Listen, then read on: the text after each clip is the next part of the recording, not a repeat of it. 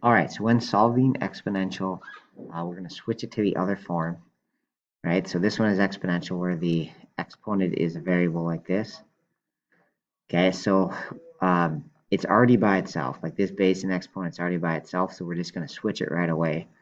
So I'm going to write log, and then the little number down here is the base. So over here, if I label these parts, the 27 is the base, 5x is the exponent. So I'm going to do base 27. Log means find exponent, so I put the exponent over here, and then the value goes here. Sorry for the poor handwriting. All right, so now I just need to know how to turn this left-hand side into a number. So that's that change of base, or if you have that log base button on your calculator, you can also use that. Okay, so I'm going to enter, if I do change of base, I would do log 81 over log 27.